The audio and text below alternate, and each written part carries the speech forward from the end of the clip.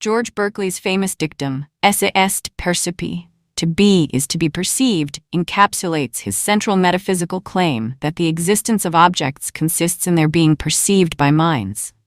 Berkeley developed this idea as part of his broader subjective idealism, arguing that what we call material objects are collections of sensible qualities, colors, sounds, textures that cannot exist independently of perception. For Berkeley, talk of matter as a mind-independent substratum is unnecessary and incoherent. Existence for non-thinking things is simply their being perceived by some mind. Berkeley's argument responds directly to the empiricist tradition, especially John Locke's distinction between primary and secondary qualities. Berkeley denied that any quality could be meaningfully separated from perception. Hardness, color, and extension are sensible and thus depend on perceivers. He used skeptical strategies to show that positing an invisible material substance adds nothing to our explanations of experience and instead leads to metaphysical puzzles. To the worry that objects would vanish when unperceived, Berkeley famously invoked divine perception. God continuously perceives all things, ensuring their persistence and regularity. The theological dimension is central to Berkeley's system.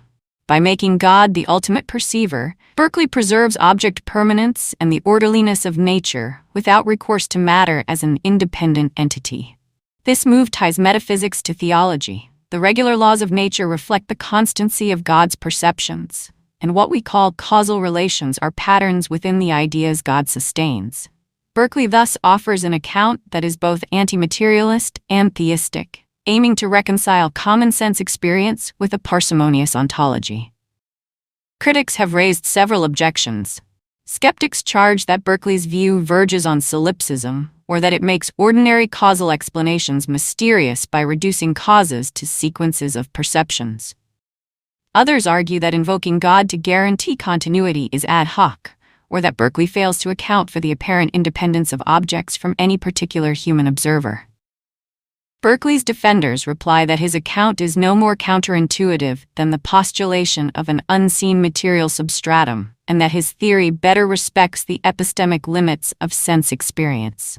In sum, Berkeley's Esse est Percipi challenges the assumption of mind-independent matter by grounding existence in perception, supplemented by divine perception to secure continuity. Whether one accepts his idealism depends on how one weighs parsimony against intuitions about an external world. Berkeley's argument remains a powerful reminder that metaphysical claims must answer to what we can coherently describe and perceive.